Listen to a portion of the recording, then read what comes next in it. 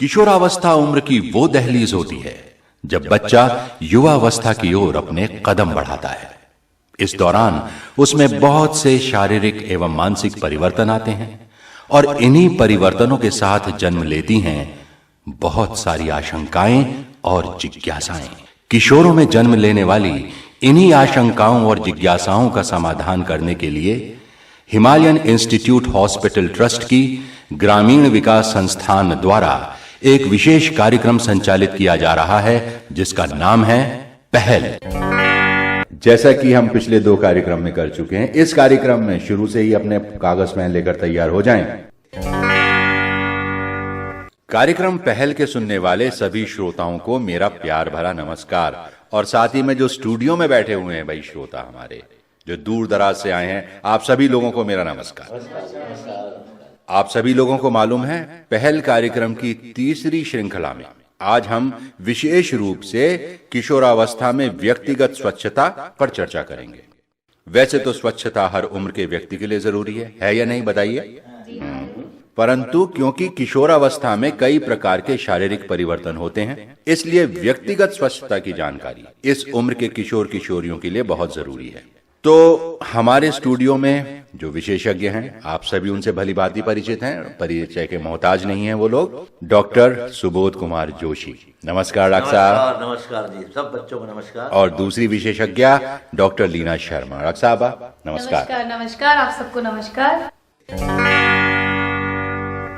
Doctor साहब, सबसे पहले तो हम यह जानना चाहते हैं कि किशोरावस्था में साफ सफाई का विशेष महत्व क्यों है? जैसा कि आप जानते ही हैं कि किशोरावस्था में कई शारीरिक परिवर्तन होते हैं जो कि आंतरिक और बाहरी दोनों रूप से होते हैं।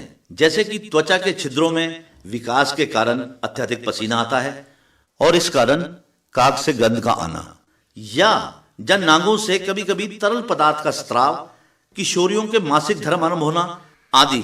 इन सभी स्थितियों में यदि स्वच्छता का ध्यान नहीं रखा जाएगा तो विभिन्न प्रकार की बीमारियां हो सकती हैं। इसलिए आवश्यक है कि स्वच्छता का विशेष ध्यान रखा जाए।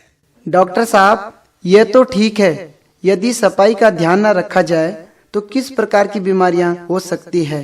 अपने शरीर की साफ सफाई का ध्यान न रखने पर त्वचा संबंधित बीमारियां जैसे मुहासे, फोड़े, फुंसी, खुजली, सिर में दाने आदि हो सकते हैं।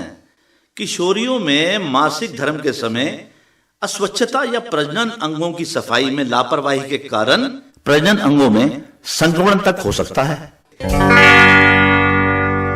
अरे बिटिया, तुम बहुत बार हाथ अपने ऊपर उठा रही हो। हाँ, पहले तुम अपना प्रश्न पूछो, क्या है तुम्हारा प्रश्न? डॉक्टर साहब, मेरा नाम रेखा है। मैं आपसे यह जानना चाहती हूँ कि त्वचा संबंधित बीमारियों से किस प्रकार से बचा जा सकता है? तो डॉक्टर साहिबा, मैं आपसे आग्रह करूंगा कि आप कृपया करके इस बच्ची की समस्या का समाधान करें। हाँ, बिल्कुल।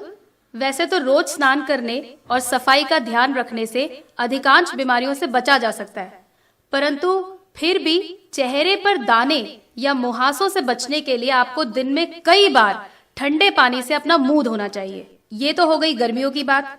सर्दियों में आप गुनगुने पानी का प्रयोग कर सकती हैं। तो देखिए, आपको कितनी अच्छी बात बताइए डॉक्टर साहिबा ने। आप सभी लोग जितने युवा वर्ग है अपने चेहरे को लेकर खास चिंतित रहते हैं आजकल, है ना? और जहाँ तक शारीरिक दुर्गंध और खुजली आदि से बचने के लिए रोज स्नान करना चाहिए। स्नान करने के पश्चात आपको साफ सुथरे कपड़े पहनने चाहिए। विशेषकर अंदर पहनने वाले कपड़े साफ सुथरे, मुलायम और सूती होने चाहिए ताकि वे पसीना सोख सके। अच्छा, आपका भी कोई प्रश्न है? हाँ, पूछिए। मेरा नाम रीता है, मेरी उम्र 16 वर्ष है और मैं आपसे ये जानना चाहती हूँ कि अभी अभी आपने हमें बताया कि मासिक धर्म के समय सफाई न रखने पर प्रजनन तंत्र संक्रमण हो सकता है। मैं ये जानना चाहती हूँ कि मासिक के समय किशोरियों को किन किन बातों का ध्यान रखना चाहिए? यह आपने वाकई बड़ा अच्छा प्रश्न किया है। किशोरियों को मासिक धर्म के समय विशेष ध्यान रखना चाहिए कि मासिक के समय प्रयोग कर रहे पैड को वे समय समय पर बदलती रहे। अच्छा डॉक्टर साहब, जो समय समय की बात कर रही हैं, इसकी कुछ अवधि निश्चित है कि इस अवधि के बाद पैड बदलें? जी हाँ, देखिए, आधे दिन के बाद तो लगभग बदल ही लेना चाहिए, क्योंकि यदि एक पैड अधिक समय तक लगा रह जाए तो नमी के कारण खुजली या फिर संक्रमण का खतरा बढ़ जाता है। इसके अतिरिक्त समय समय पर अपने प्रजनन अंगों की सफाई भी स्वच्छ पानी से करनी चाहिए। वैसे तो हम किशोरियों को यही सलाह देते हैं कि वे केवल एक बार प्रयोग में लाए जाने वाले पैड का ही प्रयोग करें। वे घर पर भी साफ सूती कपड़े की मोटी परत बनाकर उसका प्रयोग कर सकती हैं। लेकिन इस तरह के कपड़े के पैड का भी प्रयोग केवल एक ही बार करना चाहिए। यदि कभी दोबारा प्रयोग करना भी पड़ जाए तो उसे साबुन से अच्छी तरह धोकर धूप में सुखाकर ही प्रयोग करना चाहिए, क्योंकि आप तो जानते ही हैं कि धूप में कीटाणुओं को मारने की शक्ति होती है।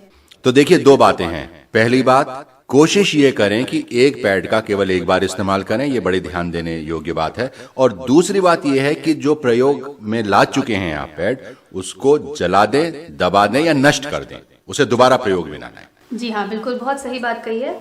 डॉक्टर साहब, मुझे लंबे नाखून रखने का शौक है, पर मेरे माता पिता मुझे नाखून बढ़ाने ही नहीं देते हैं। क्या नाखूनों का बीमारियों से कोई संबंध है?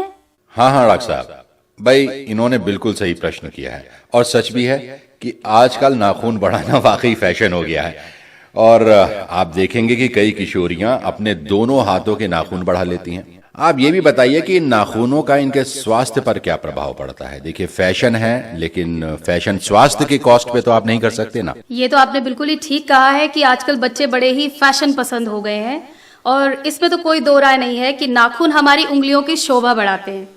परंतु यदि इन नाखूनों की आप सही देखभाल एवं सफाई ना करें तो इसमें जमने वाली गंदगी कई प्रकार की बीमारियां, खास तौर पर पेट की बीमारियों का भी कारण बन सकती हैं।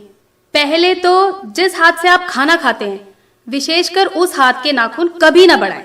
और यदि आप फैशन पसंद है और अपने उल्टे हाथ के नाखून बढ़ाती हैं तो ध्यान रखें कि समय समय पर साबुन और ब्रश से अच्छी तरह अपने नाखूनों को साफ करें और इसमें बिल्कुल भी मैल जमने ना दें। इसके अतिरिक्त अपने मन में किशोरावस्था एवं स्वस्थ जीवन के प्रति उठ रही अपनी जिज्ञासा को शांत करने के लिए आप सभी श्रोता पहल कार्यक्रम से संपर्क कर सकते हैं। हमारा पता आपको मालूम ही है, लेकिन नए श्रोताओं को बता दें। हमारा पता ग्रामीण विकास संस्थान, हिमालयन इंस्टीट्यूट हॉस्पिटल ट्रस्ट, स्वामी रामनगर, पोस्ट डोईवाला, देहरादून। तो श्रोताओं, इसी के साथ आपसे हम आज्ञा लेते हैं। नमस्कार।